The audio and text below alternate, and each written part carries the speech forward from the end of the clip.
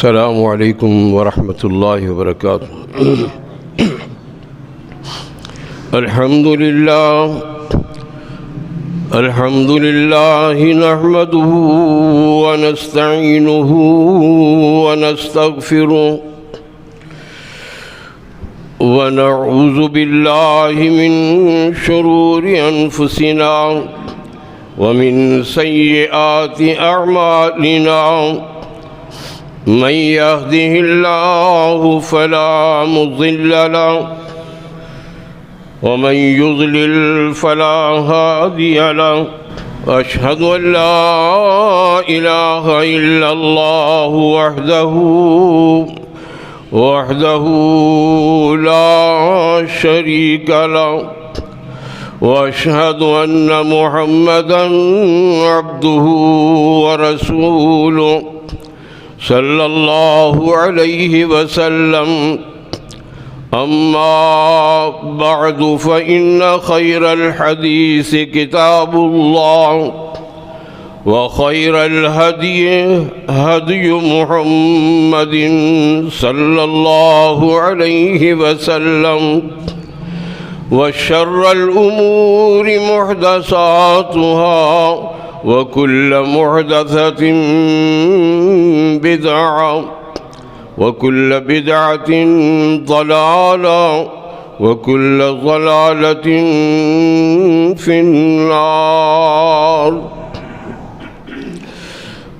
اللهم صل على محمد وعلى آل محمد كما صليت على إبراهيم وعلى آل إبراهيم إنك حميد مجيد۔ اللهم بارك على محمد وعلى آل محمد كما باركت على إبراهيم وعلى آل إبراهيم إنك حميد مجيد۔ اللهم انفعنا بما علمتنا، وعلمنا ما ينفعنا، وزدنا علما۔ رب اشرح لي صدري ويسر لي أمري، واحلل عقدة من لساني يفقهوا قولي۔ رب زدني علما۔ اللهم ذكرني منه ما نسيت، وعلمني منه ما جهلت۔ أعوذ بالله السميع العليم من الشيطان الرجيم، من همزه ونفخه ونفسه۔ بسم الله الرحمن الرحيم۔ يا أيها الناس اتقوا ربكم واخشوا يوما لا يجزي والد عن ولده، ولا مولود هو جاز عن والده شيئا، إن وعد الله حق، فلا تغرنكم الحياة الدنيا، ولا يغرنكم بالله الغرور۔ اے لوگو، ڈرو اپنے رب سے اور اس دن سے کہ جس میں کوئی باپ اپنے بیٹے کے کام نہ آ سکے گا، اور نہ کوئی بیٹا باپ کو بچا سکے گا، اس کے کام آ سکے گا۔ کسی طرح بھی وہ اس کو چھڑا نہیں سکے گا اگر اللہ نے پکڑ لیا۔ بے شک اللہ کا وعدہ حق ہے، سچ ہے۔ وعدہ کون سا ہے؟ کہ قیامت آنی ہے، اس میں کوئی شک نہیں، یہ بالکل سچ ہے، بالکل حق ہے۔ تو تمہیں یہ دنیا کی زندگی کہیں دھوکے میں نہ ڈال دے کہ تم دنیا ہی کے بن جاؤ اور اپنی آخرت کو فراموش کر بیٹھو۔ حالانکہ یہ دنیا کی زندگی تو بڑی مختصر، عارضی اور فانی ہے، جبکہ آخرت کی زندگی دائمی ہے، ہمیشہ رہنے والی ہے۔ وَلَا يَغُرَّنَّكُمْ بِاللَّهِ الْغَرُورُ، اور نہ تمہیں دھوکے میں ڈالے اللہ کے بارے میں دھوکے باز۔ سامعین کرام، یہ 21واں پارہ سورہ لقمان کی آخری آیتوں میں سے ایک آیت ہے، جس میں اللہ رب العزت نے دو قسم کے ڈر رکھنے کا حکم فرمایا، تلقین کی۔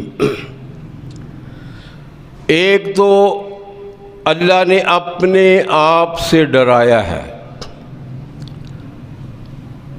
اور قرآن مجید کا یہ اسلوب ہے کہ جب صرف اہل ایمان کو خطاب کیا جاتا ہے تو اس میں یا ایھا الذین آمنوا کے الفاظ آتے ہیں، اور جب پوری کائنات کے انسانوں کو مخاطب کیا جاتا ہے تو اس میں یا ایھا الناس کے الفاظ آتے ہیں۔ اور قرآن مجید میں یہ اکثر مقامات پر اسی طرح سے یہ الفاظ، یہ جملے استعمال ہوئے۔ اے لوگوں، ان لوگوں میں مسلمان بھی شامل ہیں اور غیر مسلم بھی شامل ہیں، اس لیے کہ غیر مسلموں کا بھی خالق اللہ ہی ہے، جیسے مسلمانوں کا خالق اللہ ہے۔ تو دونوں ہی مخاطب ہیں اس آیہ کریمہ میں، مسلمان بھی اور کافر بھی۔ اور خطاب کیا ہے، تلقین کیا ہے، کس بات سے ڈرایا ہے؟ وَيُحَذِّرُكُمُ اللَّهُ نَفْسًا، اللہ تمہیں اپنی ذات سے ڈراتا ہے۔ وہ ذات جو اس پوری کائنات کی خالق اور مالک ہے، زمین و آسمان، اس کے مابین، اس کے اوپر، اس کے نیچے جس قدر بھی مخلوقات ہے، سب کا خالق وہ ایک اللہ ہے۔ اللہ خالق کل شیء، اللہ خالق کل شیء وہو علی کل شیء وکیل۔ اللہ ہر چیز کا خالق ہے، وہ پیدا کرنے والا ہے ہر چیز کا، اور وہ ہر چیز پہ قدرت بھی رکھتا ہے، کارساز بھی ہے۔ تمام طاقتوں، تمام قدرتوں، تمام اختیارات کا مالک صرف وہی ایک اللہ ہے، اس کا کوئی شریک نہیں، اس کا کوئی شریک نہیں۔ وہ اتنی طاقتوں کا مالک ہے کہ وہ اگر کوئی کام کرنا چاہتا ہے، کسی چیز کو پیدا کرنا چاہتا ہے تو کیا کرتا ہے؟ اذا قضا امرا فانما یقول له کن فیکون۔ جب وہ کوئی معاملہ کرنا چاہتا ہے، کوئی کام کرنا چاہتا ہے، تو بس وہ کہتا ہے کن، ہو جا، بن جا، فیکون، وہ بن جاتی ہے، وہ بن جاتی ہے، تیار ہو جاتی ہے۔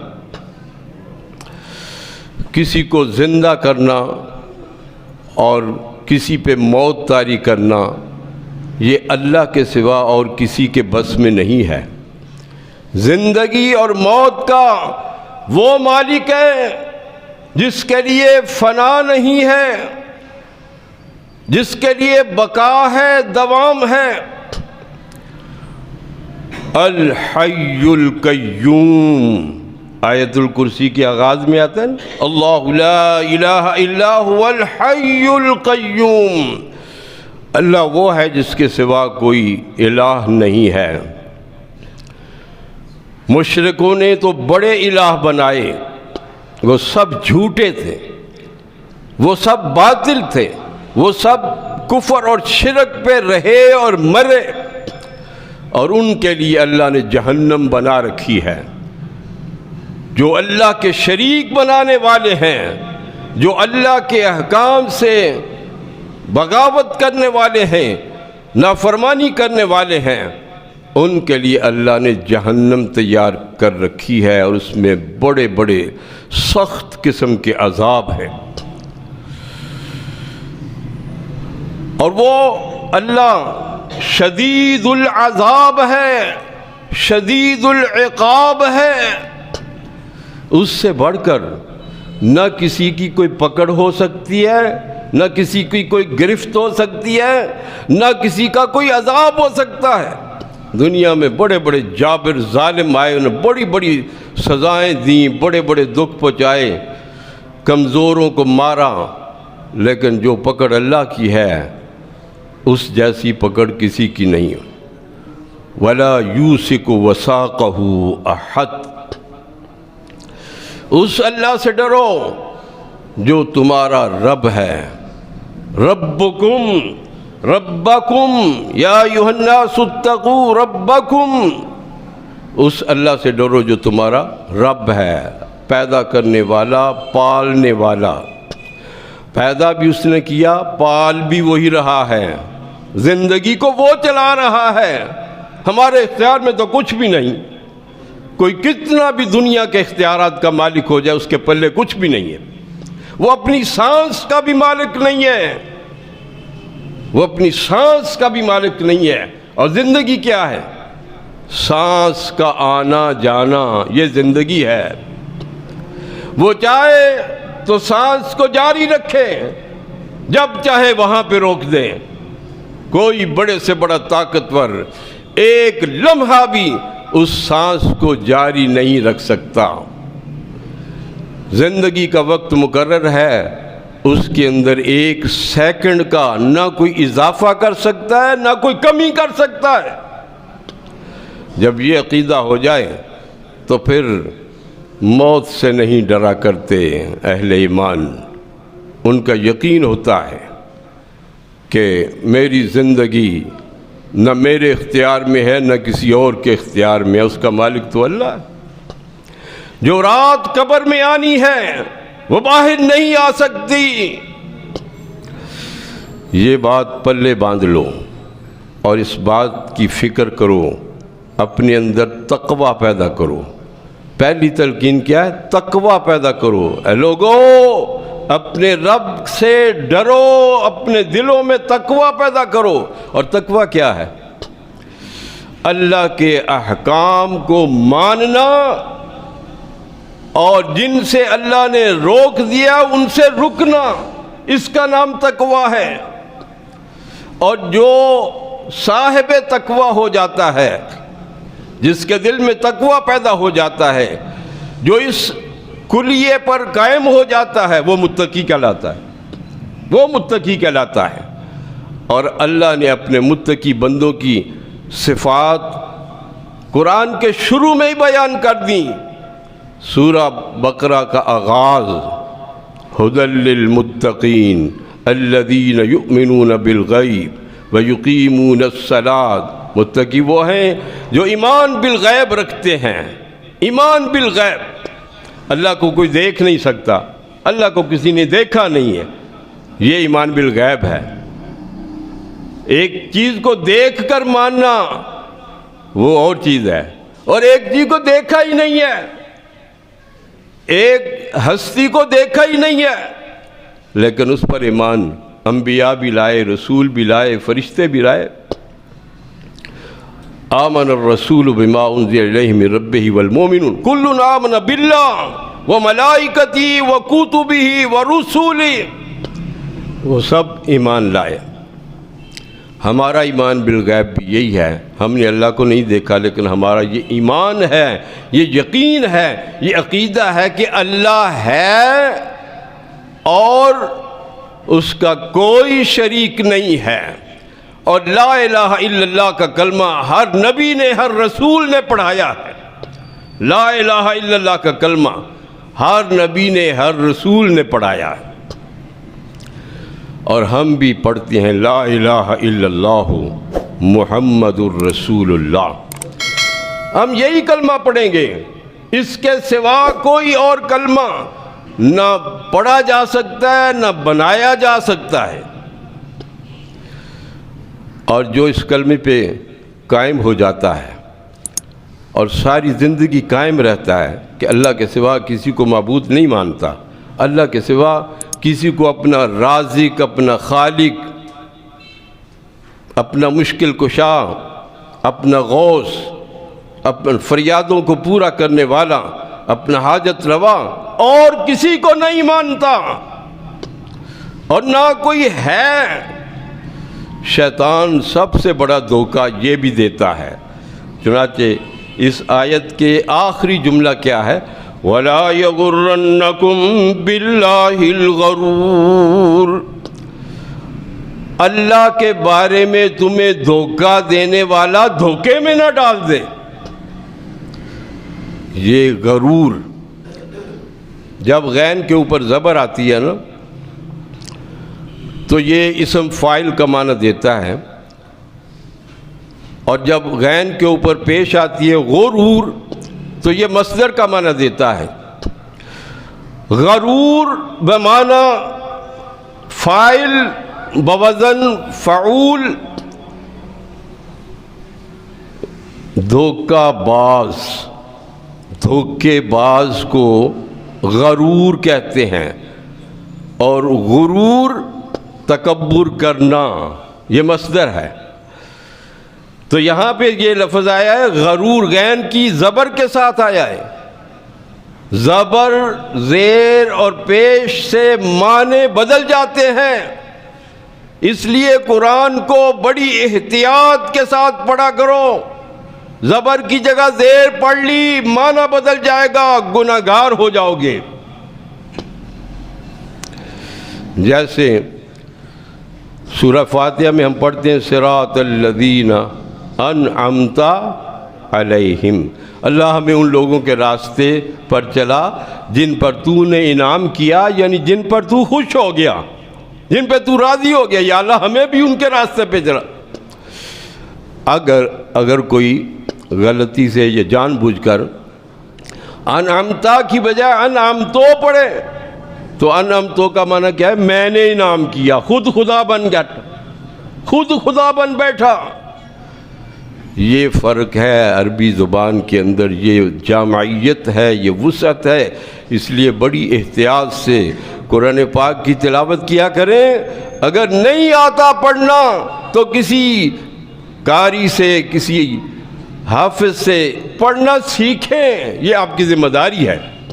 اگر نئی ذمہ داری پوری کرو گے تو کل رب کے سامنے کیا جواب دو گے؟ جواب دے تو ہونا ہے ہر ایک نے پیش تو ہونا ہے رب کے سامنے۔ اپنے رب سے ڈرو، اس کے بارے میں اپنا عقیدہ صحیح رکھو۔ شیطان یہ دھوکہ دیتا ہے کہ اللہ کوئی نہیں ہے، اور ایسے لوگ موجود ہیں، پیدا ان کو اللہ نہیں کیا ہے، لیکن ایسے دہریے قسم کے لوگ ہیں جو کہتے ہیں کہ خدا ہے ہی نہیں۔ اور یہ سبق کس نے پڑھایا ہے؟ شیطان نے۔ خدا ہے ہی نہیں، جو مرضی کر لو، یہ شیطان کا پڑھایا ہوا سبق ہے۔ مسلمان کا عقیدہ کیا؟ نہیں، خدا ہے، اللہ ہے، شیطان تو جھوٹ کہتا ہے، دہریہ تو جھوٹ بکتا ہے، اللہ ہے، وہ پوری کائنات کا خالق ہے۔ للہ ما فی السماوات و ما فی الارض، جو کچھ آسمان و زمینوں میں سب اللہ کا ہے، اس کا مالک اللہ ہے۔ للہ میراث السماوات والارض، اللہ رب العزت کے بارے میں پختہ یقین کرو، اس سے ڈرو، اس کی پکڑ بڑی سخت ہے۔ یہ دنیا کی زندگی تمہیں اس نے مہلت دی ہے کہ جو کرنا ہے کر لو، جو کرنا ہے کر لو۔ اگر نیکیاں کرو گے قبر میں بھی بچ جاؤ گے، حشر میں بھی بچ جاؤ گے۔ اگر برائیاں کرتے رہو گے تو قبر میں ہی پھنس جاؤ گے، اور حشر میں تو چھوٹنا ہی مشکل ہوگا۔ حدیث میں آتا ہے کہ ایک انسان جو نیک اعمال کرنے والا ہے، جب وہ مرتا ہے تو اس کی قبر میں اس کے نیک اعمال ایک خوش شکل، خوش لباس، خوبصورت شخص کی صورت میں آ کر اس کو تسلی دیتا ہے، گھبرانا نہیں ہے، اللہ تیرے ساتھ ہے، اللہ تجھ پہ راضی ہے، تیرے لیے جنتوں کا وعدہ ہے، گھبراؤ نہیں۔ ورنہ قبر کی گھبراہٹ سے تو اللہ کے نبی بھی پناہ مانگا کرتے، قبر کے عذاب سے تو اللہ کے نبی بھی پناہ مانگا کرتے۔ اور اگر کوئی برے اعمال کے ساتھ مرا ہے تو اس کی قبر میں بد شکل، بدبودار اور بدبودار لباس پہننے والا، وہ بری شکل میں، ڈراؤنی شکل میں اس کے پاس آتا ہے، اور وہ دیکھ کر اور ڈٹ جاتا ہے۔ یہ قبر کے اندر کا معاملہ ذکر کیا حدیث۔ تو آخرت کی پہلی منزل کون سی ہے؟ قبر۔ مرنے کے بعد کہاں رکھا جاتا ہے؟ قبر میں۔ یہ تو اللہ کا شکر کرو کہ اللہ نے ہمیں مسلمان بنایا، ہمیں اسلام عطا کیا، ہمیں پیغمبر اسلام عطا فرمائے۔ اس نے ہمیں جینا بھی سکھایا اور مرنا بھی سکھایا، اور مرنے کے بعد مرنے والے کے ساتھ کیا کچھ کرنا ہے وہ بھی بتایا۔ اللہ کا بے حد شکر ہے کہ انہوں نے ہمیں بتایا کہ اس مرنے والے کو مٹی کے سپرد کرو، قبر میں رکھو۔ وہ بھی جو ہیں جو اپنے مرنے والوں کو دنیا میں ہی آگ کے سپرد کر دیتے ہیں، وہ بھی تو ہیں، وہ بھی اپنے آپ کو انسان کہتے ہیں، وہ مرنے کے ساتھ اس کو جلا ڈالتے ہیں، دنیا میں ہی اس کو آگ میں رکھ دیا، تو آگے وہ آگ سے کیسے بچے گا؟ آگے وہ آگ سے کیسے؟ یہ مسلمانوں کے لیے ہی اللہ کی عنایت ہے۔ مٹی کے سپرد کرو، ایمان کی حالت میں دنیا سے جاؤ، نیک اعمال کی صورت میں دنیا سے جاؤ۔ اور سرکار دو عالم صلی اللہ علیہ وسلم نے فرمایا، من کان آخر کلامہ لا الہ الا اللہ دخل الجنہ۔ لوگوں، لا الہ الا اللہ کو کثرت سے پڑھتے رہا کرو، کثرت سے پڑھتے رہا کرو۔ تمہاری زبان پر لا الہ الا اللہ جاری رہنا چاہیے، یہاں تک کہ اگر آخر وقت میں بھی تمہاری زبان پر لا الہ الا اللہ آ گیا، جاری ہو گیا، یہ اللہ کی توفیق سے ہوتا ہے، ورنہ مرتے وقت پتہ نہیں کیا کیا حالت ہوتی ہے۔ کوئی بے ہوش ہو جاتا ہے، کوئی اتنی گھبراہٹ اور پریشانی میں ہوتا ہے کہ دیکھنے والے پریشان ہو جاتے ہیں۔ تو یہ اللہ کی توفیق سے ہونا ہے نا، اور اسی کی زبان پہ آئے گا لا الہ الا اللہ، جس نے ساری زندگی لا الہ الا اللہ کا پاس کیا ہے، اس کی قدر کی ہے، اس کے مطابق زندگی گزاری ہے۔ لا الہ الا اللہ جس کی زبان پر آخر وقت میں جاری ہو گیا، وہ جنتی ہے، وہ جنتی ہے۔ داخل الجنہ، وہ جنت میں داخل ہو گیا۔ یہ اللہ کے رسول کا فرمان ہے، اور یہ بڑی زبردست خوشخبری ہے۔ دوسرا ڈر کیا ہے؟ دوسرا ڈراوا اس میں کیا بتایا گیا؟ اس قیامت کے دن سے ڈر جاؤ۔ اس قیامت کے دن سے ڈر جاؤ۔ 50,000 سال کا وہ دن ہے جس میں پوری کائنات کے لوگوں کا حساب کتاب ہونا ہے، اور بڑے خوش نصیب تو وہ ہوں گے جن کا حساب ہی نہ ہوگا، بغیر حساب کی جنت میں چلے گئے۔ بڑے خوش نصیب تو وہ ہوں گے جن کا حساب ہوگا لیکن آسان ہوگا۔ اور ان کی علامت قرآن نے کیا بتائی کہ ان کو دائیں ہاتھ میں عمل نامہ مل جائے گا، یہ ان کی علامت ہے۔ جن کا حساب آسان ہوگا نا، ان کی علامت یہ ہوگی کہ ان کو دائیں ہاتھ میں عمل نامہ دیا جائے گا۔ جن کو دائیں ہاتھ میں عمل نامہ نہ ملا، یہ جو کچھ ہم کر رہے ہیں نا، یہ سارا فرشتے لکھ رہے ہیں، تیار کر رہے ہیں، یہ عمل نامہ ہے۔ جن کو دائیں ہاتھ میں مل گیا ان کا حساب آسان ہو گیا، وہ جنت میں چلے گئے، اور جن کو بائیں ہاتھ میں ملا ان کا حساب بھی مشکل، ان کا جنت میں جانا بھی مشکل۔ اللہ ہم سب کو محفوظ فرمائے، ہمارا حساب آسان فرمائے، ہمارے لیے آسانیاں پیدا فرمائے، ہمیں دنیا کی زندگی برباد کرنے کی نہیں، اس کو کام میں لانے کی، آخرت کی تیاری میں صرف کرنے کی ہمیں اللہ توفیق دیں۔ اور پھر یہ بتایا کہ سب سے اہم تعلق، باہمی تعلق جو دنیا کے اندر ہوتا ہے نا، وہ باپ بیٹے کا ہوتا ہے نا۔ باپ بیٹے کا تعلق کتنا گہرا ہوتا ہے، باہمی تعلق ہے۔ فرمایا کہ نہ باپ اپنے بیٹے کو بچا سکے گا، نہ اس کے کام آ سکے گا، نہ بیٹا اپنے باپ کے کام آ سکے گا۔ یہ اس آیت کے اندر اللہ رب العزت نے فرما دیا۔ جب اتنا قریبی تعلق والا ایک دوسرے کے کام نہ آ سکے گا تو کوئی دوست، کوئی رشتہ دار، کوئی برادری والا، کوئی لیڈر، کوئی پیر فقیر، کوئی بزرگ کیسے کام آئے گا؟ اور باپ بیٹے کے کام نہیں آئے گا، بیٹا باپ کے کام نہیں آئے گا۔ اپنی اپنی پڑی ہوگی، ہر ایک کو اپنی اپنی پڑی ہوگی، رب نفسی رب نفسی، اللہ مجھے بچا لے، اللہ مجھے بچا لے۔ اور قرآن مجید میں تو یہاں تک آتا ہے کہ ایک دوسرے سے بھاگیں گے۔ یوم یفر المرء من اخیہ وامہ وابیہ، قیامت کا منظر اللہ رب العزت 30ویں پارے میں سورہ عبس میں بیان فرما رہے ہیں۔ وہ دن ایسا ہے کہ ایک دوسرے سے بھاگ رہے ہوں گے۔ آدمی اپنے بھائی سے بھاگے گا، اپنی ماں سے بھاگے گا، اپنی بیوی سے بھاگے گا۔ یوم یفر المرء من اخیہ وامہ وابیہ وصاحبتہ وبنیہ، اپنے بیٹوں سے بھاگے گا۔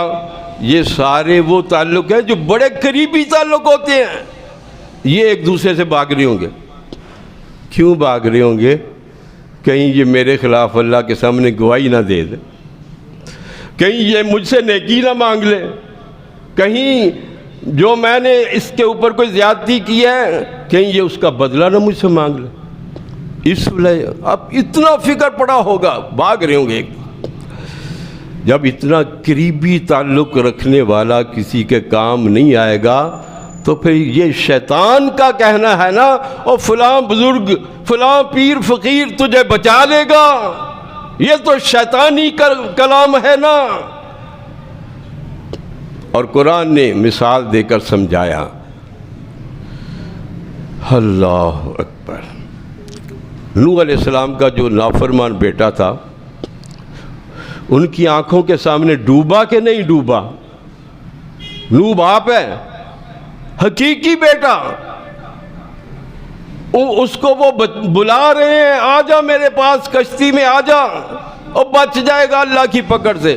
وہ نہیں مانتا اور ان کی آنکھوں کے سامنے ڈوب گیا۔ نوح علیہ السلام اپنے بیٹے کو نہ بچا سکے۔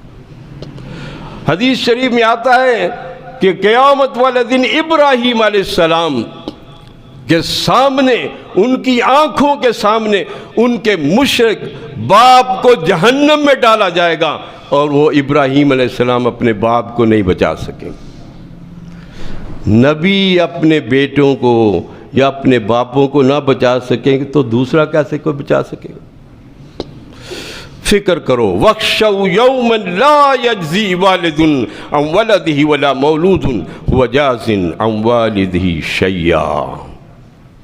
فلانا پیر بچا لے گا، اس کی بیعت کر لو، بچ جاؤ گے، عمل سے بچو گے، اللہ کی رحمت سے بچو گے۔ پیری فقیری نہیں بچائے گی، یہ بزرگی اور مریدی یہ نہیں بچائے گی، عمل صالح کام آئے گا، عمل صالح کام۔ اللہ نے قرآن مجید میں صالح عمل کرنے والوں کے لیے جنت کا وعدہ کیا، اور بڑی عبرتیں اور بڑے سبق ہیں۔ نبی پاک صلی اللہ علیہ وسلم کے کچھ صحابی حبشہ کی طرف گئے، ہجرت کی انہوں نے، وہاں سے جب وہ واپس مدینہ منورہ تشریف لائے تو انہوں نے نبی پاک صلی اللہ علیہ وسلم نے ان سے پوچھا کہ بھئی تم بتاؤ کوئی وہاں کوئی واقعہ ہوا ہو تمہارے سامنے، کوئی عجیب سا واقعہ حبشے میں، وہ ذرا سناؤ کوئی۔ ایک نوجوان اٹھا صحابی، وہ کہنے لگا جی ہم بیٹھے ہوئے تھے آپس میں اکٹھے ہی صحابی، تو حبشے کا ایک نوجوان ہم نے دیکھا، اس نے ایک غلط حرکت کی، اور وہ حرکت کیا تھی؟ ایک بڑھیا اپنے سر کے اوپر پانی کا گھڑا اٹھائے ہوئے آ رہی تھی، اس نے اس کو دھکا دیا اور وہ گر گئی۔ یہاں ہمارے مذاق میں بھی ایسی حرکتیں ہوتی ہیں نا، یہ حرکت ٹھیک نہیں ہے۔ کوئی گرے گا، اس کی ٹانگ ٹوٹ سکتی ہے، کسی کو کوئی نقصان ہو سکتا ہے۔ وہ بیچاری گر گئی تھی بھی، وہ زیادہ عمر کی بڑھیا تھیں۔ جب وہ اٹھی تو اس نے بڑے غضب کی نظروں سے اس جوان کی طرف دیکھ کر کہا، تجھے اس وقت اس کا حال معلوم ہوئے گا، تجھے اس وقت اس کا حال جو تو نے آج کیا ہے نا، تجھے اس وقت اس کا حال معلوم ہوگا جب اللہ رب العزت کرسی پہ ہوں گے، عرش پہ، اور ساری خلقت وہاں اگلی پچھلی جمع ہو جائے گی، اور اللہ ایک ایک سے پوچھے گا کہ تم نے یہ کام کیا، کیوں کیا؟ اس وقت میرا تیرا فیصلہ ہو جائے گا۔ یہ کام جو تو نے کیا ہے نا، مجھے گرایا ہے، میرا یہ گھڑا بھی ٹوٹ گیا، پانی بھی گر گیا، میں نے اتنی دور سے، اس وقت تیرا میرا فیصلہ ہو جائے گا۔ رسول اللہ صلی اللہ علیہ وسلم یہ بات سن کے کہنے لگے، صدقت صدقت، اس عورت نے بالکل سچ کہا، اس عورت نے بالکل سچ کہا۔ واقعی قیامت والے دن باز پرس ہوگی، ایک ایک عمل کا جواب دینا ہوگا، اور جب یہ باز پرس کی فکر دل میں پیدا ہو جائے، قیامت کا ڈر اور خوف دل میں پیدا ہو جائے، تو ہم اپنے اعمال درست کرنا شروع کر دیں گے۔ کسی چھوٹی سے چھوٹی برائی اور گناہ کو معمولی نہ سمجھا کرو، بعض دفعہ اس سے بھی پکڑ ہو جاتی ہے، اور کسی چھوٹی سے چھوٹی نیکی کو حقیر نہ جانا کرو، بلکہ وہ بھی کر دیا کرو۔ نیکی کر لو، برائی سے بچ جاؤ، تو انشاءاللہ نجات کی امید ہے۔ اگر برائیوں پہ برائیاں کرتے رہے، گناہ بڑھ گئے، نیکیاں کم ہو گئیں، تو فَأُمُّهُ ہاویہ، پھر یہ قرآن میں تو موجود ہے، اس کا ٹھکانہ جہنم ہے۔ ہمیں اس بات کی فکر لگ جانی چاہیے، ہمیں اس بات کا ڈر پیدا ہو جانا چاہیے، میری نیکیاں کم نہ پڑ جائیں، میرے گناہ بڑھ نہ جائیں، اس بات کی ہمیں فکر ہونی چاہیے۔ اور یہی فکر تمام انبیاء اپنی امتوں کو دلاتے رہے، اور ہمارے نبی پاک نے بھی یہی فکر دلائی ہے۔